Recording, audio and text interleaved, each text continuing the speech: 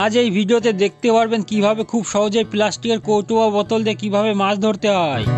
এর জন্য সর্বপ্রথম প্রয়োজন এরকম প্লাস্টিকের কৌটো বা বোতল, এছাড়াও এরকম ছোট ছোট বোতলের প্রয়োজন। এগুলো স্বাভাবিকত দোকান বা বাজারে কিনতে পাওয়া যায়। এই কৌটোর উপরে যে প্লাস্টিক বা সিলগুলো আছে সেগুলো তুলে ফেলে দিতে হবে। এছাড়াও প্রয়োজন একটা পেরেক এবং একটা ধারালো ব্লেডে। এরপরে ব্লেড দিয়ে ছোট বোতলের মুখের দিক থেকে ঠিক এইরকম ভাবে গোল করে কেটে নিতে হবে। এই যে দেখুন আমি 3টে বোতলের মুখের দিক থেকে ঠিক এরকম ভাবে কেটে নিয়েছি। এরপর একদম মুখের দিক থেকে শক্ত অংশটুকু ঠিক এইরকম ভাবে কেটে ফেলে দিতে হবে। এখানে আরেকটা কথা বলে রাখি, আপনারা যতগুলো প্লাস্টিকের কৌটো রেডি করবেন ততগুলো নিতে পারে। আমি 3টে রেডি করব, সেই জন্য আমি 3টে প্লাস্টিকের বোতলের মুখ এবং 3টি প্লাস্টিকের কৌটো নিয়েছি। এরপরে এই পেরেক দিয়ে প্লাস্টিকের কৌটো বা বোতলকে ছোট ছোট করে ছিদ্র করতে হবে। তো দেখতে থাকুন কিভাবে করা হচ্ছে।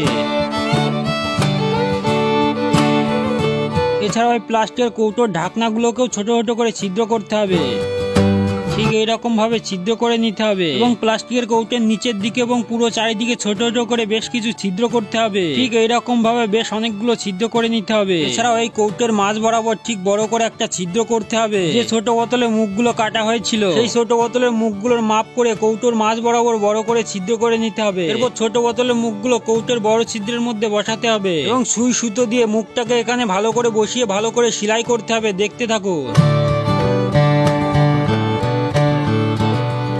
এইরকম ভাবে মুখটাকে বসিয়ে সুই সুতোতে দেখুন এইরকম ভাবে সুন্দর করে সেলাই করে নিতে হবে। ঠিক ওই রকম পদ্ধতিতে আমি 3টে প্লাস্টিকের কৌটোকে ঠিক এইরকম ভাবে তৈরি করে নিয়েছি। এরপরে প্রয়োজন কিছুটা ভারী জিনিস, আপনারা চাইলে লোহার টুকরো ব্যবহার করতে পারেন। তো এখানে আমি কংক্রিটের টুকরো ব্যবহার করছি। প্লাস্টিকের কৌটোর বড় ছিদ্রের ঠিক বিপরীত দিকে এরকম কংক্রিটের টুকরো বা লোহার টুকরো বেঁধে দিতে হবে। তো এখানে আমি কংক্রিটের টুকরো সুতো দিয়ে বেঁধে নিয়েছি এবং প্লাস্টিকের কৌটোর বড় ছিদ্রের বিপরীত দিকে বেঁধে দেবো। ঠিক দেখুন এইরকম ভাবে কংক্রিটের টুকরোটা বেঁধে দিয়েছি। এইভাবে 3টে কৌটোকেই দেখুন প্রস্তুত করে নিয়েছি। এরপরে প্রয়োজন 15 থেকে 20 ফুটের রশ্মি বা নাইলনের শক্ত সুতো। এরপরে নাইলনের এই সুতো প্লাস্টিকের কৌটোর এই মুখে বেশ টাইট করে বেঁধে দিতে হবে। ঠিক দেখুন এইভাবে নাইলনের সুতো প্লাস্টিকের কৌটোর মুখে টাইট করে বেঁধে দেওয়া হয়েছে। ঠিক এইরকম পদ্ধতিতে আমি প্লাস্টিকের 3টে কৌটোকেই প্রস্তুত করে নিয়েছি। এবার মাছ ধরার জন্য প্রস্তুত। এরপরে মাছ ধরতে যাওয়ার জন্য আমি গমের আটা মাখিয়ে নেবো। এই যে দেখুন গমের আটা নিয়ে নিলাম। এরপরে জল দিয়ে মাখিয়ে নেওয়া হবে। যে গমের আটাতে রুটি খাওয়া এটা হলো সেই গমের আটা। এরপরে এই গমের আটার মধ্যে একদম পরিষ্কার জল দিয়ে আমি ভালো করে গমের আটা মাখিয়ে নিই।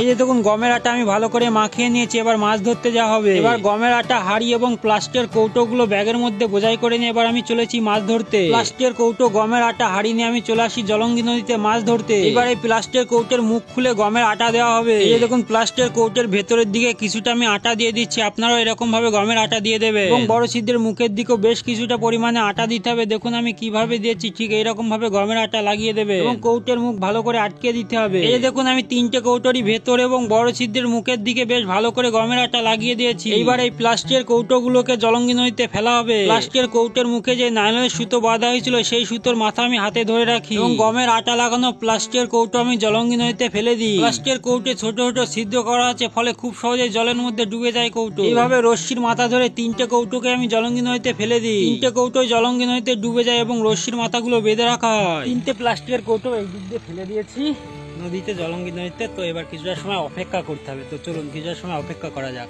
তো বন্ধুরা প্রায় আধা ঘন্টা মতন ওয়েট করলাম, প্রায় 30 মিনিট মতন। তো এবার প্লাস্টিকের কৌটোগুলো জলঙ্গি নদী থেকে জলের থেকে তোলা হবে। দেখুন এখানে একদম ছিপ দিয়ে মাছ ধরতে বসে গেছে।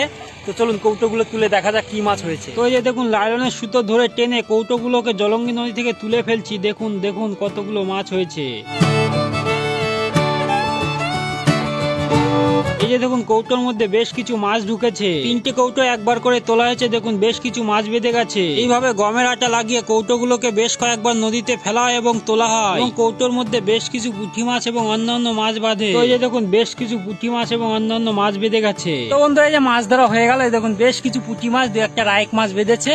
তো এই যে দেখুন কৌটোগুলো এই যে গুছিয়ে নিয়েছি ব্যাগের মধ্যে। তো এখন প্রায় সন্ধ্যা টাইপের হয়ে এসেছে। বিকাল বেলার দিকে মাছ ধরতে এসেছিলাম। তো বেশ কিছু পুঁটি মাছ বেঁধে গেছে। তো এরকম ভাবে মাছ ধরা খুবই একটা সহজ একটা পদ্ধতি। অনেক ভিডিওতে আপনাদের দেখেছি প্লাস্টিকের বোতল বা কৌটোতে কিভাবে মাছ ধরতে হয়। তো আজও একটু স্পেশাল ভাবে দেখালাম জলঙ্গি নদীতে মাছ ধরতে এসে। তো এরকম মাছ ধরতে হেভি মজা লাগে, সেই রকম মজা।